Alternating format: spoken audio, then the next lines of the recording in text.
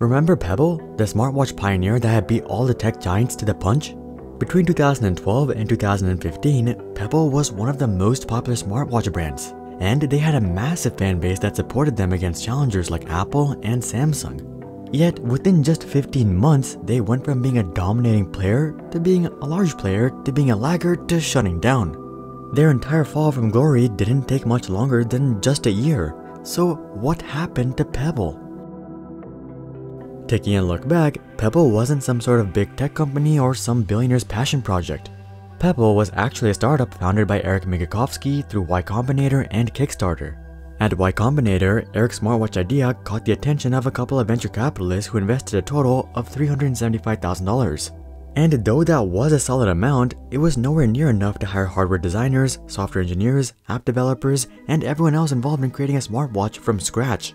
The problem was that while most investors were intrigued by the idea, they weren't willing to invest into the project because Pebble was largely a hardware business. And hardware businesses are notorious for having razor-thin profit margins and large capital requirements.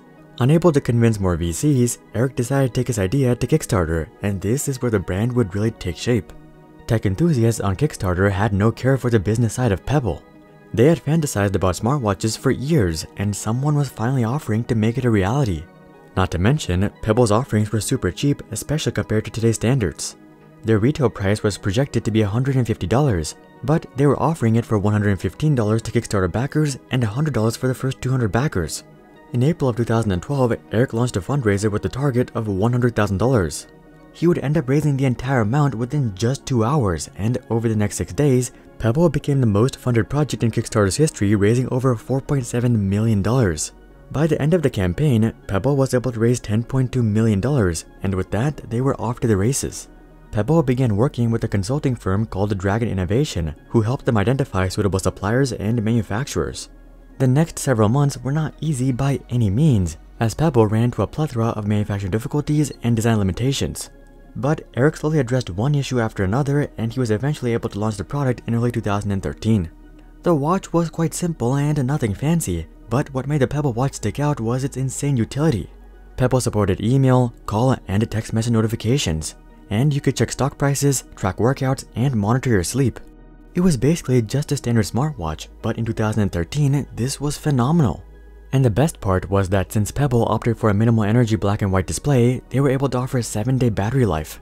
For $100 to $150, backers were extremely impressed, and the Pebble watch launched to an uproar of positive reviews and feedback.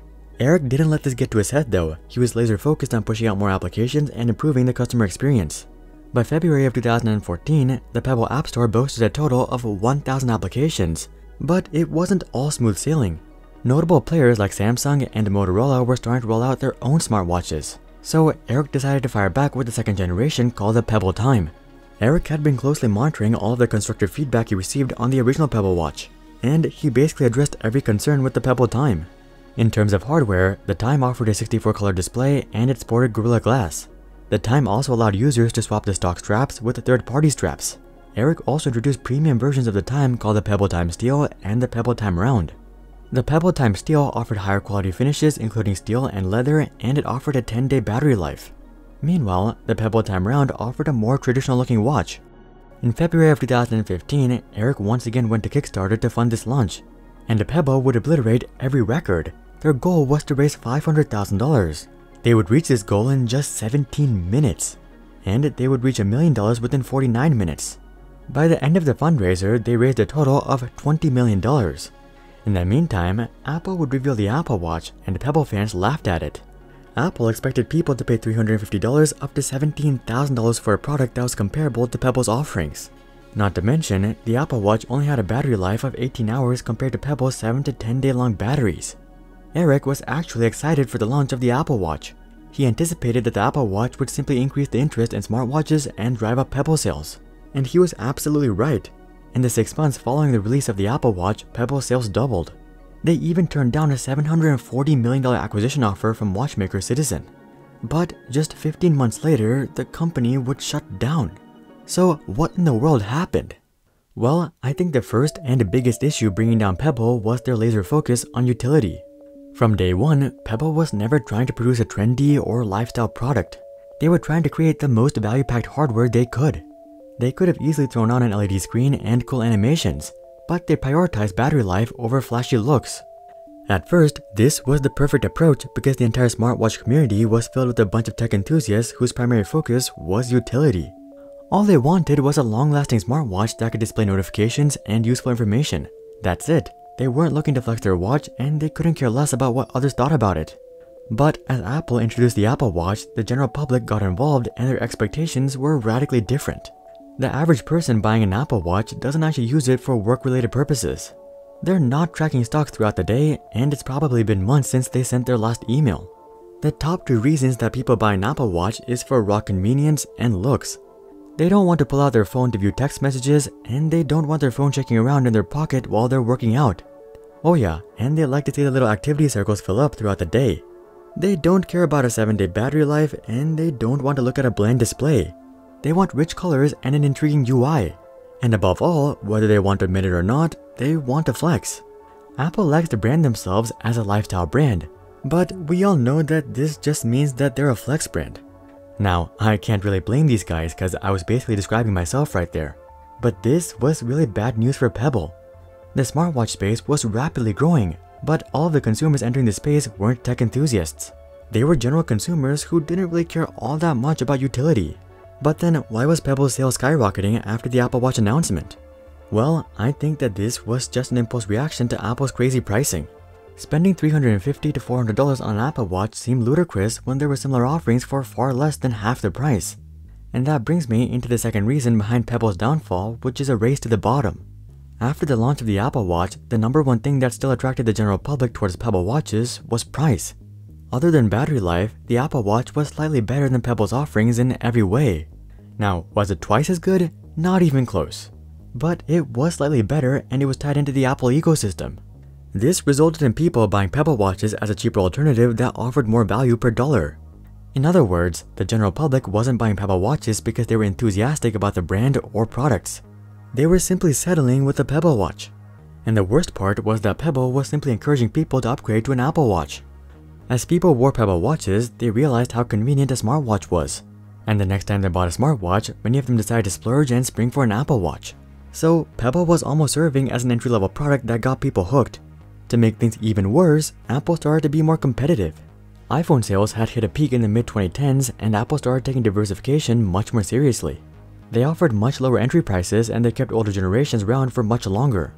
Today, you can literally get a brand new Apple Watch Series 3 from their official website for $200. And if you wait for Black Friday, you can easily pick up an Apple Watch for less than $150. Now of course, this isn't the flagship version, but I'd be willing to bet that most people would take an older generation Apple Watch over a newer generation Pebble Watch if they were roughly the same price. So as Apple brought out newer generations, it just became cheaper and cheaper to get an Apple Watch. And given that price was the only thing that attracted the general public to Pebble watches, they left as soon as Apple met that need. And this was made extremely clear in the holiday season of 2015. Up until then, the release of the Apple Watch had been boosting Pebble sales. But as soon as Apple Watches were being offered for substantial discounts throughout the holiday season, Pebble sales plummeted. In the last quarter of 2015, Pebble went from doubling their sales in the last 6 months to negative year-over-year growth. And let's keep in mind, Pebble wasn't a profitable business. They were still in the growth phase, and they needed to achieve economies of scale to produce sustainable profitability. If growth was slowing down, they were screwed. Eric tried to address this decline in demand with the Pebble 2, which debuted on Kickstarter in May of 2016. They still performed extremely well on Kickstarter, but the excitement was substantially lower than the last time. Pebble was able to raise $12.7 million, and while that's an insane amount, that's 40% less than last time. And for a startup that needed consistently increasing demand, this was the end. Eric scrambled to find a company that could acquire Pebble, but by this point, Pebble's disappointing outlook was pretty clear. The only company willing to buy Pebble was Fitbit, and their offer came in at just $40 million, $700 million less than just a year ago. Also, Fitbit wasn't looking to save Pebble or keep the brand alive. They were simply trying to leverage Pebble's software and their team. So as soon as Fitbit acquired Pebble, they fired everyone except for the software team and shut down the company at the end of 2016, and that was the end of Pebble. Honestly, there wasn't really anything that Pebble could have done that much better. Sure, they could have tended to the desires of the general public, but I don't think that would have played out much better either. Pebble's monumental growth was thanks to a lack of options along with great execution by Eric. But the truth is, no level of execution could have overpowered Apple in the mid-2010s. Truly a sad ending to a spectacular start. Do you guys own an Apple Watch? And if so, why do you choose Apple over the competition? Comment that down below. Also, drop a like if you think that Pebble will always be the OG. And of course, consider joining our Discord community to suggest future video ideas and consider subscribing to see more questions logically answered. But until then, I'm Hari, and I'll see you guys on the next one.